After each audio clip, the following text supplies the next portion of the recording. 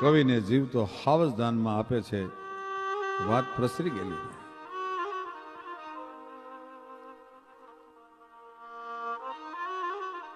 હજારો માણસોની માનો બેદની ઉભરાણી છે. હવારનો પર થયો ત્યાં તો સાદાજી પરમારના હૈયાની માલપા એક જ રટાણ હાલે, જય માંડવ રાધણી, જય માંડવ રાધણી, જય માંડવ રાધણી. મારી લાજ રાખજે બાપ, આય જોગમાયા મારી લાજ રાખજે. કચેરી આખી ડગલા મંડી ભરવા, ધીરે ધીરે ધીરે ધીરે ધીરે ધીરે માંડવના ડુંગરની સામે ડગલા મંડી ભરવા. ભાઈ બધાને એમ થયું કે હમણાં રાજા ભૂંડો લાગવાનો છે. અહીંયા હાવજ ક્યાંથી હોય માંડવના ડુંગરમાં? રાજાએ ભારે કરી. બધાને એમ થયું કે હમણાં રાજા ભૂંડો લાગવાનો છે. અહીંયા હાવજ ક્યાંથી હોય માંડવના ડુંગરમાં? રાજાએ ભારે કરી. પણ જેમ માંડવના ડુંગરની નજીક પહોંચે ભાઈ,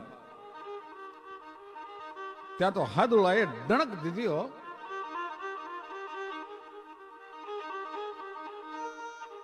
હાથણીના ગર્ભ ગળી જાય એવી ડણક સંભળાણી. ત્રાડ દીધી ભાઈ હાદુલાએ. સિંહે ત્રાડ દીધી. જો આવેલામાંથી અડધા તો મુઠ્ઠીઓ વાળીને ભાગવા માંડ્યા, ક્યાંક આપણને ન ખાઈ જાય. બીજા જે હતા એને એમ થયું કે આ કંઈક ભ્રમણા છે, બાકી હાવજ અહીં ક્યાંથી હોય? અને એકલા સાંતાજીએ ડગલા જે દિશામાંથી હાવજની ત્રાડ આવી એ ડગલા માંડ્યા ભાઈ. સડાપ સડાપ સડાપ સડપ ડગલા માંડ્યા. પણ ત્યાં તો સામેથી હુંકાર બોલાવતો યો આવે નર કે ભાઈ શાખ શુક્લ સવદસ વિશાલ રવિ હસ્ત હાથ ગત સંતિકાલ પ્રહલાદ કેન કરુણા પુકાર ધરંગર યતામ બગોર પર લહ લહત દેવ ડાઢા લકાર ચખલાલ લાલ મુંડલ મિલાલ અંગસુરાન કાલ પ્રગટોંગ અઠાલ ખેરના અંગારા જેવી આંખ્યું. બોરી લટાળો હાવજ દેખાણો જટાડો જોગંદર જેમાં હતો હોય એમ ડગલા માંડતો વયો આવે છે. પોતાના પંજાને એક થપાટ મારે તો 10 શેરનો પાણો છે એ ઝંડનાટી બોલાવતો 2 કિલોમીટર સુધી ફગવતો આવે એમ ધૂળના ગોટા બોલાવતો આવે છે ભાઈ. અને વિહક ગોળીઓની માલ પર એક આરે 400 ફરતી હોય એવું ગોળું ગાજતું આવે છે હાવજનું. કેવી એની આંખ ઝબુકે વાદળ માંથી વીજ ઝબુકે જોટે ગોબી. એવા વાતાવરણમાં જીવવા વાળી દીકરી, એક બાજુ નણંદ છે, એક બાજુ દેરાણી છે, એક બાજુ જેઠાણી છે, અને વચ્ચે પોતે વહી જાય છે પાણી ભરી. એ આમ કરીને આમ જ્યાં માથે પાણીની હેલ લીધી અને ભૈલાનો શબ્દ કાને પડ્યો, રામ રામ રામ રામ રામ રામ રામ રામ શબ્દ કાને પડ્યો. મયુરનો અવાજ સંભળાણો ભાઈ. પણ માથેથી હેલ પડી ગઈ, દોડ દીધી. મારો જવતલીઓ આવ્યો, મારો વીર આવ્યો, મારો માડી જ આવ્યો, મારો બાપલિયો આવ્યો. દેહ આંગળીના ટાચકા બોલાવી વીરના ઓવાણા લીધા. ખમા મારા બાપ, કેવડો મોટો થઈ ગયો નહીં? હું જયારે હારે આવી ત્યારે તું તો ઘોડિયામાં હિંચકતો હતો.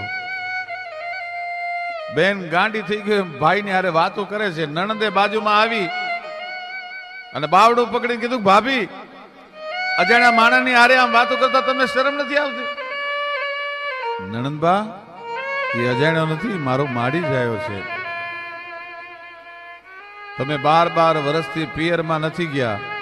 તમે જયારે હારે આવ્યા ત્યારે તમારો ભૈલો તો ઘોડિયામાં હિંચકતો હતો. ઓળખો કેમ કે આ તમારો ભાઈ છે?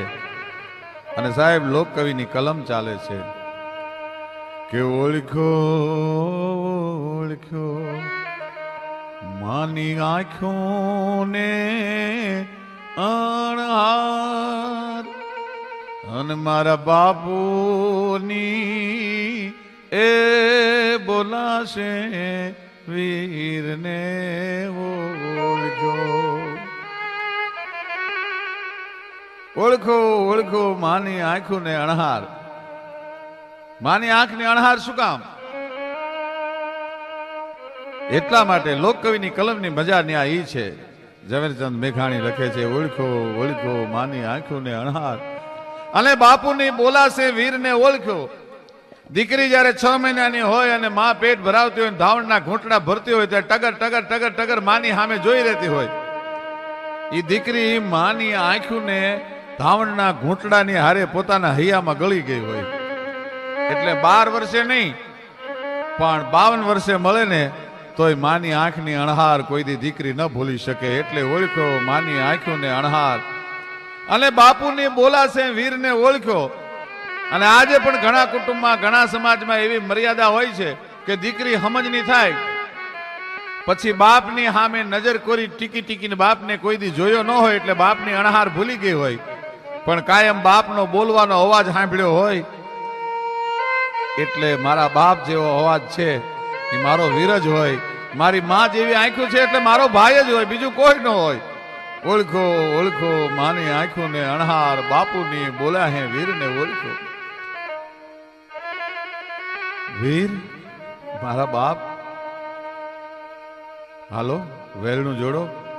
હાલો વીરા તમે આજ દખણી બેન ને ઘેર ઉતારા એ દેશુ રે ઊંચા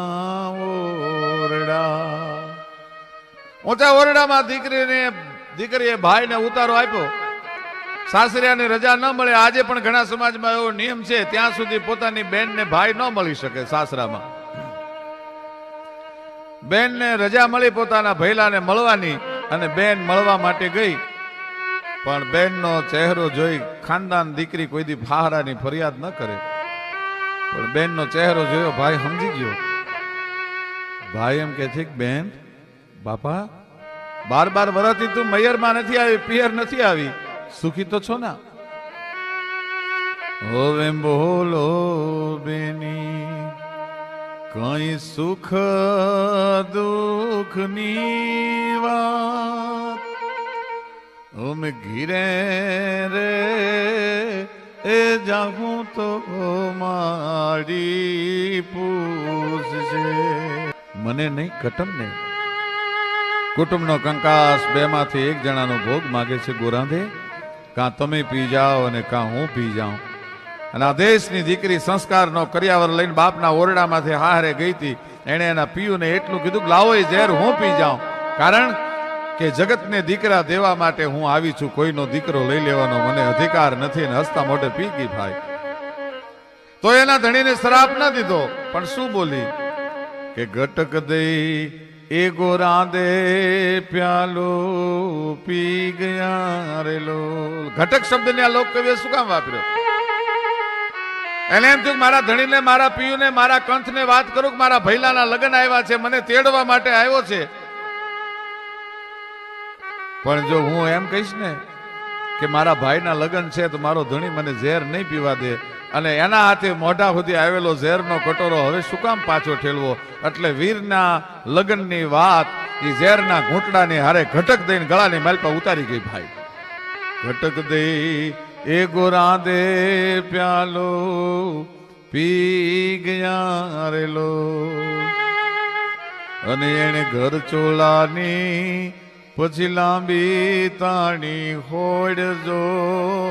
હવે તમે જુગ જુગ એ જીવોને મારા સાજબારેલો.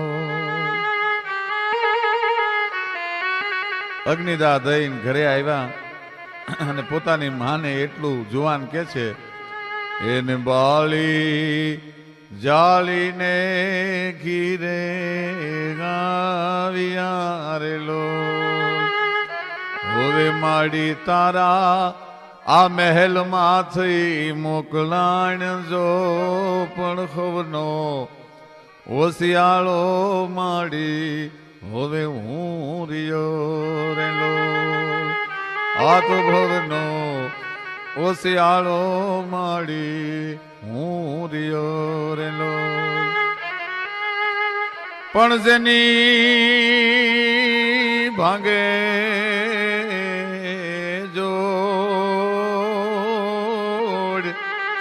અરે એને માયાની મીઠપ નહીં.